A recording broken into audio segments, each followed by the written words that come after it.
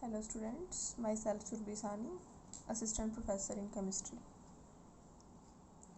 देखिए, आज हम जो टॉपिक पढ़ेंगे वो है localised and delocalised chemical bond. ठीक है, localised and delocalised chemical bond. तो सबसे पहले जब हम बात करते हैं लोकलाइज्ड केमिकल बॉन्ड की, देखिए क्या होता है इसके अंदर। लोकलाइज्ड केमिकल बॉन्ड,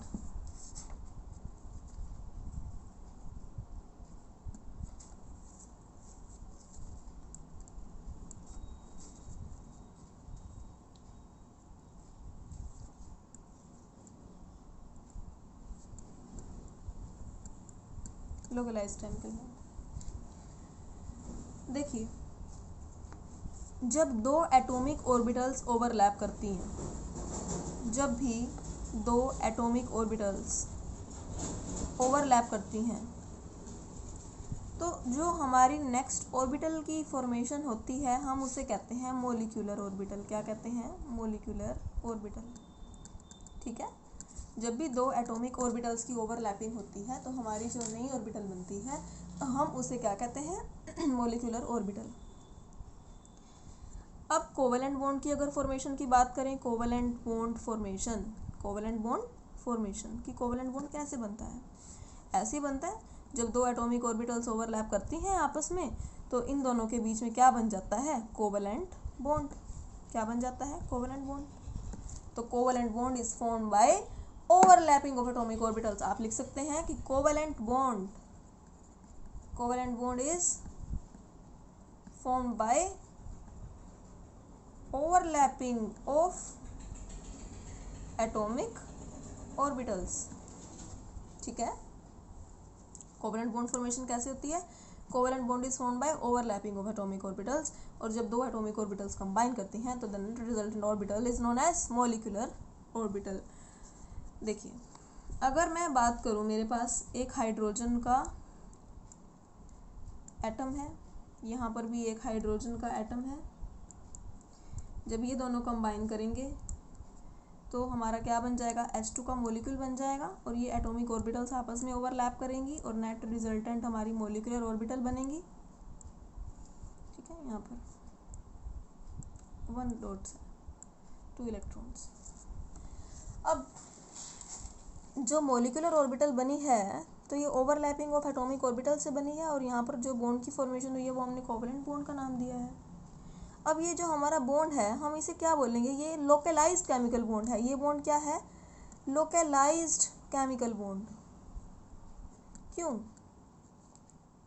क्योंकि देखो, जो ये नेगेटिव चार्ज है ये सारा पॉजिटिव चार्ज माना गया है इसे, मतलब ये कह रहे हैं कि ये सारा पॉजिटिव चार्ज के बीच में नेगेटिव चार्ज आपस में कंसंट्रेटेड है। ये एक electron with parallel anti parallel spins हैं। जैसे मान लो इस इलेक्ट्रॉन का स्पिन अगर ऐसे है ना, और इसकी ओवरलैपिंग अगर होगी तो इस वाले का स्पिन ऐसे होगा, और जब ये दोनों कंबाइन करेंगे तो एक का स्पिन ऐसे है तो दूसरे का ऐसे है, तो एंटी पैरेलल स्पिन में इलेक्ट्रॉन्स लाई कर रहे हैं, इसीलिए यहाँ पर ये चीज़ स्टेबल है। इसीलिए इन दोनों इलेक्ट्रॉन्स के बीच में इतनी रिपल्शन नहीं होती, क्योंकि ये इस टाइम एंटी पैरेलल स्पिन्स में हैं। ठीक है, तो ये जो बॉन्ड होगा हम इसे क्या बोलेंगे? हम इसे बोलेंगे लोकलाइज्ड केमिकल बॉन्ड। हम ऐसे बना के देख लेते हैं, H प्लस H क्या बना लेगा? H2। ये जो बॉन्ड होगा ये होगा लोकलाइज्ड केमिकल बॉन्ड, क्योंकि जो इस बॉन्ड के इलेक्ट्रॉन्स हैं उनके पाए जाने की प्रोबेबिलिटी इन दोनों एटम्स के बीच में ही है। दोबारा सुनिए, बहुत इंपॉर्टेंट बात है ये कि इस बॉन्ड को मैंने लोकलाइज्ड केमिकल बॉन्ड इसलिए कहा क्योंकि इस बॉन्ड के जो दो इलेक्ट्रॉन्स हैं उनके पाए जाने की प्रोबेबिलिटी इन दोनों एटम्स के बीच में ही है, कहीं और नहीं है। वो इलेक्ट्रॉन्स यहीं पर ही पाए जाएंगे, इसलिए इसको क्या बोल दिया हमने? Localised chemical bond. ठीक है, जो नेक्स्ट टॉपिक वह हमारा है वो है डीलोकलाइज्ड केमिकल बॉन्ड। क्या है?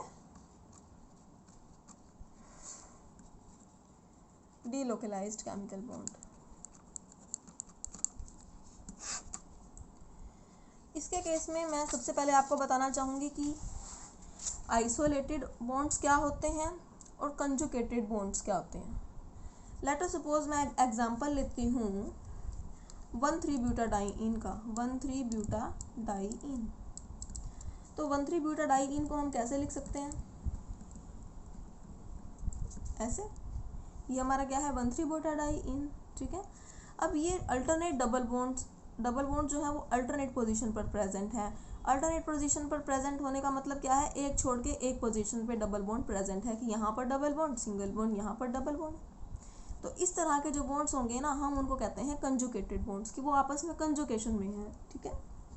जहाँ पर डबल बॉन्ड्स अल्टरनेट पोजीशन पे प्रेजेंट होंगे, हम उन्हें क्या बोलेंगे कि कंजुगेटेड डबल बॉन्ड्स हैं। लेकिन अगर ऐसा एग्जाम्पल है हमारा, मान लो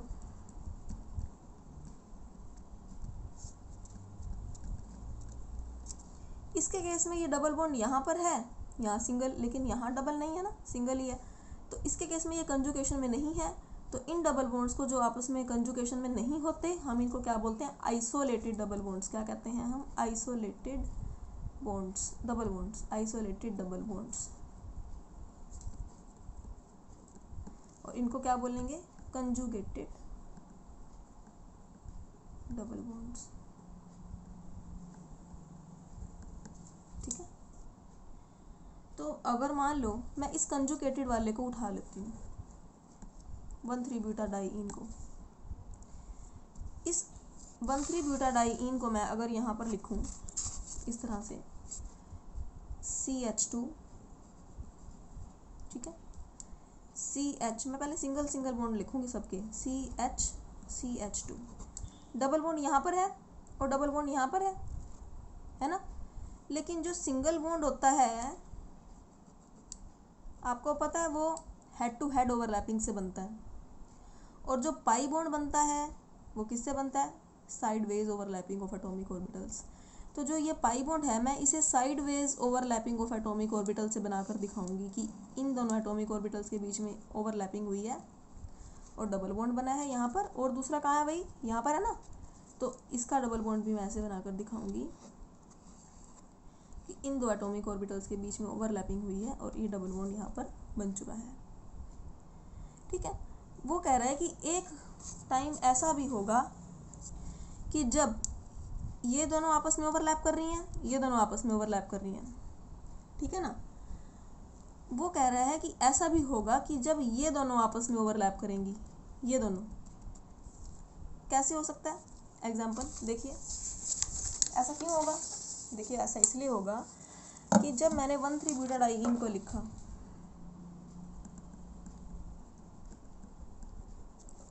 आपको पता है कंजुगेशन में हम किस तरह से इसको रेजोनेंस, इसकी रेजोनेटिंग स्ट्रक्चर्स अगर हम बनाएं तो कैसे बनेंगे, ये वाला बॉन्ड यहाँ चला जाएगा, ये वाला बॉन्ड यहाँ चला जाएगा, तो क्या बन जाएगा, CH2 CH double bond CH2। ये वाला बॉन्ड जब यहाँ जाएगा तो इसके पास नेगेटिव चार्ज आ जाएगा, और जब ये बॉन्ड यहाँ से यहाँ जाएगा तो इसके पास डेफिशिएंसी होगी ना भाई, तो इस पर पॉजिटिव चार्ज आ जाएगा। तो अगर मैं इस वाले स्ट्रक्चर की ओवरलैपिंग दिखाऊं, इस वाले की स्ट्रक्चर की, तो क्या बनेगी, इसकी इस तरह से बनेगी ना, CH2 CH2। किन दोनों के बीच में ओवरलैपिंग है इसमें, फर्स्ट एंड सेकंड,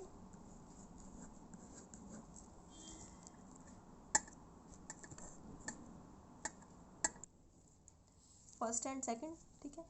उसके बाद किन दोनों के बीच में है ओवरलैपिंग, ये first carbon, second carbon, third carbon, fourth carbon. फिर ओवरलैपिंग किस किस के बीच में है, बाई बॉन्ड किसके बीच में बना, थर्ड एंड फोर्थ, तो यहाँ पर ओवरलैपिंग होगी और एक यहाँ पर ओवरलैपिंग होगी, ठीक है। स्ट्रक्चर नंबर इसका, ये 1 नाम दे दो, इसे सेकंड नाम दे दो। तो ये मैंने किसका बनाया, 1 का। अब मैं अगर सेकंड का इसी तरह से ऑर्बिटल रिप्रेजेंटेशन करूँ तो कैसे बनेगा इसका, देखिए CH2 CH2। यहाँ पर डबल बॉन्ड कहाँ कहाँ पर बना हुआ है, देखो 2 और 3 के बीच में ना, मतलब कि इन दोनों के बीच में, यहाँ पर पॉजिटिव है, यहाँ पर नेगेटिव है। तो अगर मैं देखूँ इन दोनों स्ट्रक्चर्स को, तो ये है तो दोनों 1,3-ब्यूटाडाइईन ही ना भाई। तो 1,3-ब्यूटाडाइईन में जो दो रेजोनेटिंग स्ट्रक्चर्स हमारे पास बनी हुई हैं, तो उनके केस में ओवरलैपिंग इन दोनों के बीच में हो रही है, फर्स्ट स्ट्रक्चर के बीच में, और सेकंड वाले के बीच में इसमें हो रही है, ठीक है। तो अगर मैं इसे ध्यान से देखूँ, जो हमारा ये था, तो इसमें हमने क्या कहा कि 1,3-ब्यूटाडाइईन के केस में ओवरलैपिंग इसके केस में देखने को मिल रही है, और ओवरलैपिंग भाई सेकंड वाले केस में इन दोनों के बीच में भी तो देखने को मिल रही थी ना, फर्स्ट स्ट्रक्चर में तो ये लाइंस पे रिप्रेजेंट किया है। सेकंड जो रेजोनेटिंग स्ट्रक्चर था उसमें यहाँ पर दोनों के बीच में ओवरलैपिंग देखने को मिल रही थी। तो नेट ओवरलैपिंग देखिए सबके बीच में है, ये इससे ओवरलैप कर रहा है, ये इससे कर रहा है, ये इससे कर रहा है, ये इससे कर रहा है, ये इससे कर रहा है, ये इससे कर रहा है। तो इस तरह से मैंने इसे एक इलेक्ट्रॉन क्लाउड की फॉर्म में रिप्रेजेंट कर दिया, और यहाँ पर भी एक इलेक्ट्रॉन क्लाउड के फॉर्म में रिप्रेजेंट कर दिया। ठीक है, तो जो इसे नाम दे दिया मैंने कि ये एक मॉलिक्यूलर ऑर्बिटल बन गई है। क्या बन गई है? डीलोकेलाइज्ड मॉलिक्यूलर ऑर्बिटल। क्या नाम दे दिया? डीलोकेलाइज्ड मॉलिक्यूलर ऑर्बिटल। और इस मॉलिक्यूलर ऑर्बिटल में जो इलेक्ट्रॉन्स हैं उन इलेक्ट्रॉन्स को क्या नाम दे दिया? डीलोकेलाइज्ड इलेक्ट्रॉन्स। ठीक है, आपको समझ में आ गया अब? तो वो जो ये इसके डीलोकेलाइज्ड मॉलिक्यूलर ऑर्बिटल के जो इलेक्ट्रॉन्स होंगे वो कहीं एक जगह, इस देखिए इस डीलोकेलाइज्ड मॉलिक्यूलर ऑर्बिटल्स के जो इलेक्ट्रॉन्स हैं उनको मैंने क्या नाम दिया? डीलोकेलाइज्ड इलेक्ट्रॉन्स। तो वो डीलोकेलाइज्ड इलेक्ट्रॉन्स जो हैं वो कभी यहाँ पर लाई कर रहे हैं, कभी यहाँ इलेक्ट्रॉन्स हैं, कभी यहाँ इलेक्ट्रॉन्स ओवरलैपिंग कर रहे हैं, कभी इलेक्ट्रॉन्स यहाँ पर पाए जा रहे हैं। तो मतलब वो पर्टिकुलरली या तो नहीं ना कि भाई इसके बीच में ही ओवरलैपिंग हो रही है और यहाँ पर वो नहीं है, नहीं ना, वो यहाँ पर भी देखने को मिल रही है, वो यहाँ पर भी देखने को मिल रही है। तो इस तरह की ऑर्बिटल्स को क्या कहते हैं? हम डीलोकेलाइज्ड मॉलिक्यूलर ऑर्बिटल्स। ठीक है, और जो इस तरह के हमारे बॉन्ड्स होंगे, ये बॉन्ड हो गया, ये बॉन्ड हो गया, ठीक है, या फिर जो ये बॉन्ड भी है, जितने भी इसके जो ये पाई बॉन्ड्स हैं, सॉरी ये नहीं पाई बॉन्ड्स, इनको हमने क्या बोल दिया? डीलोकेलाइज्ड बॉन्ड्स हैं।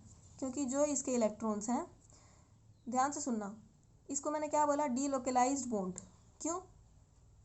क्योंकि इसके जो इलेक्ट्रॉन्स हैं उनके पाए जाने की प्रोबेबिलिटी, ऐसा नहीं कि इन दोनों एटम्स के बीच में ही, एटम नहीं सॉरी, इन दोनों पार्ट्स के बीच में ही लाई कर रही है, सी और सी एटम ही देखिए, इसे मैंने डीलोकेलाइज्ड बॉन्ड इसलिए बोला क्योंकि जो इस बॉन्ड के इलेक्ट्रॉन्स हैं उनके पाए जाने की प्रोबेबिलिटी इन दोनों एटम्स में ही नहीं है, वो इन दोनों के बीच में भी है।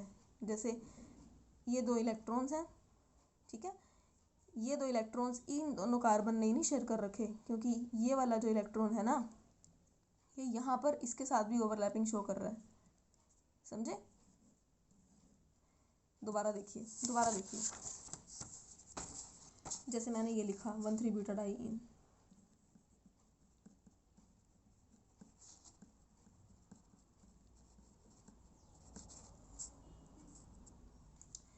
अगर इस बॉन्ड की बात करूं तो मैं इसको बोलूँगी डीलोकेलाइज्ड बॉन्ड, क्योंकि जो इसके इलेक्ट्रॉन्स होंगे, मान लो मैं इसके इलेक्ट्रॉन्स को ऐसे रिप्रेजेंट करूं ऊपर,